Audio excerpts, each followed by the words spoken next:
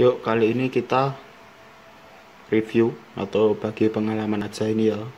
Ini karbu yang paling sering saya gunakan. Ini PE dari TDR generasi awal, beli tahun 2011. Ini udah oplosan, khusus saya settingnya buat 2 tak dapatnya. Ini dalemannya ini ada kodenya S1, ada kodenya S1 itu. Terus kalau ininya hampir mirip-mirip karburator NSR original ya, ini malahan. Jadi bingung ini karbu PETDR atau PE ori ini jadinya. Nah, ini biasa, ini pakai nozzle 8 hole dari PWK original juga. Harganya lumayan, beda sama yang ala-ala JJH yang ada di online. Harganya jauh banget, hampir lipat 3-nya itu. Cuma dapat ini nozzle-nya sama head nozzle-nya aja. Ini cuma dapat itu doang, 300 ribuan cuma dapat itu buat upgrade PE nya. Ini cuknya ini juga ori PWK.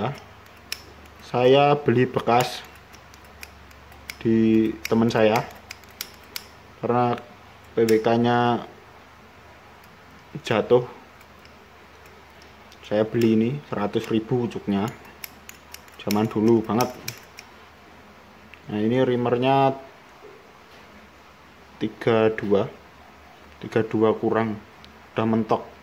Kalau dilanjutin ini tembus 32 atau 31 berapa gitu, 31, berapa, di atas 315 pokoknya. Ini sekarang udah di rimmer ke atas. Ini juga halus banget ini, kayak superflow nya ala tukang bubut dipoles. Untuk skepnya ini malah mirip ori ya, ada kodenya itu. Nah K40 ini mirip ori kan. Ini dipotong 2 milian atasnya, udah agak baret, jadi wajar ya, udah pemakaian lama ya. Kayak gini lah. Ini jarumnya saya kalau 2 tak itu nggak perlu yang gendut-gendut, saya yang kurus-kurus kayak gini ujungnya. Ini andalan saya paling nggak itu NPKF, kalau nggak Nape, kalau nggak ya bawaan NSR. Ini kebetulan pakai bawaan NSR, dan saya suka PE ini karena stop and go nya enak ya, bawah tengahnya cepat, atasnya juga ngisi banget.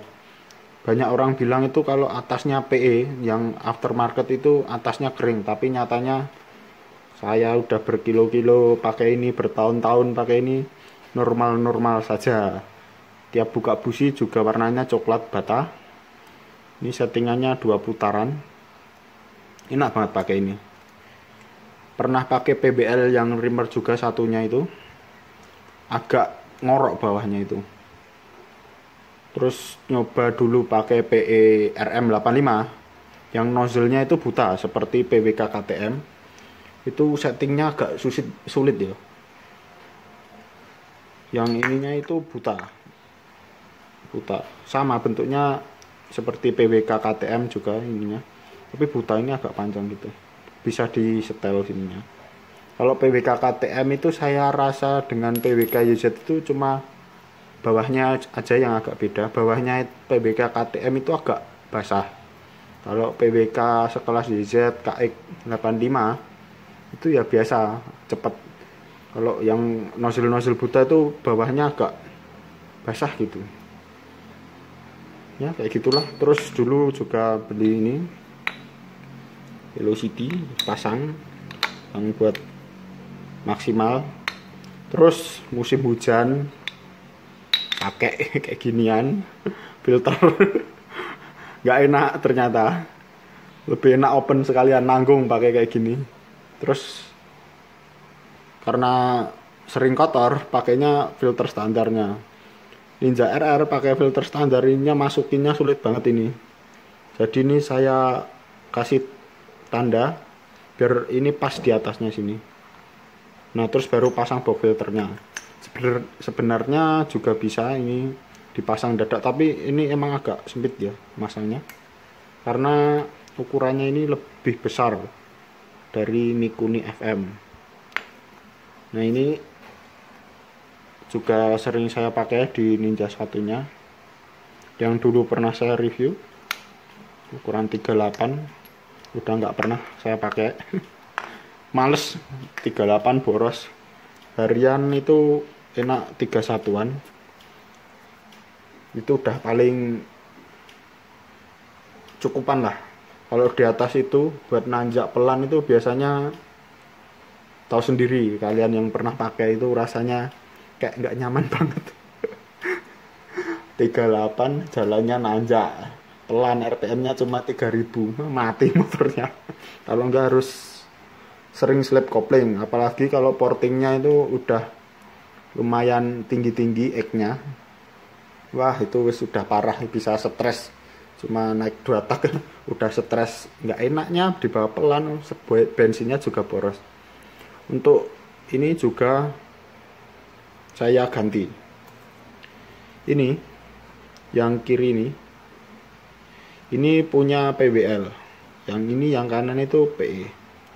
Punya PE itu keras dan panjang, ininya juga agak kecil. Kalau yang PWL lembut dan ini agak gede diameternya. Jadi saya biasa kalau PE itu agar gasnya agak enteng, tak pakai ini PWL. Ini ori semua ya, saya jarang pakai barang-barang aftermarket yang kualitasnya jelek banget. Jadi ya usahakan agak nggak ori tapi kualitasnya juga bagus gitu loh. Tahu sendiri kan karbu juga udah mulai banyak, dari PWK yang paling murah yang 35, 38 itu yang 300 ribuan. Ya sesaat doang. Kalau buat harian jangka panjang itu kayak berasa banget. Berasa kadang bisa rubah settingannya. Kalau buat balap itu banyak di reamer sampai mentok, sampai ditembel-tembel. Dari 42 sampai 44 saya lihat banyak juga. Ya emang naik sih di dyno, emang naik powernya. Tapi untuk motor harian, untuk jangka panjang, stop and go kemana-mana itu usahakan ya bahannya itu agak bagus ini. Cenderung warnanya gelap biasanya.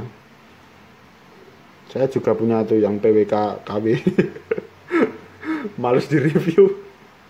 Tak lihat ya kayak gitu. Udah gak perlu, ini bisa ditiru kalau ini buat dipasang di Ninja kalian yang mau niru biar enak. Ini yang versi awal, jarumnya, nozzle, terus ininya juga ori. Kalau ori itu biasanya agak rapi, keras banget. Terus apa lagi? Untuk lubangnya nggak kelihatan. Kalau lubang ori kan ini juga yang jual itu banyak ya, dari ukuran 6 sampai 30 atau custom. Tapi yang paling penting itu ada harga, ada rupa. Udah gitu aja. Kerapian, kualitas bahan, sama ini diameter head nozzle-nya. Kalau settingan mah gampang itu, asal sering nongkrong bengkel yang top atau sering bongkar-bongkar sendiri dan bisa baca warna busi. Kalau cari settingan itu gampang. Ini head nozzle-nya juga kayak gitu, pendek ya kan. Ya kayak ginilah reviewnya yang dipakai bertahun-tahun. Untuk settingan ininya agak turun ke bawah karena nggak bisa di setel ininya. Jadi ini modalnya itu saya bengkokin biar agak turun. Saya bengkokin yang tengah ini biar agak jatuhnya agak turun bensinnya. Ya kayak ginilah reviewnya. Ini yang sering dipakai frame standar itu kayak gini. Ini juga saya pakai di Ninja R itu. Kalau yang terbaru itu dual stack, ininya bertumpuk. Ini bertumpuk. Kebetulan saya udah order, belum datang. Di proses pengirimannya lagi transit. Kebetulan pas lagi niat bikin video pas bersih-bersih karbu motor, sebenarnya kalau pas datang itu bisa di review yang dual stick. Kan yang dipakai balap itu katanya lebih naik lagi powernya. Harganya itu 250 ya di online. Ya kayak gitulah. Yo, semoga bermanfaat dan bisa ditiru buat settingan Ninja 2 tak kalian. Harian irit dan kencang.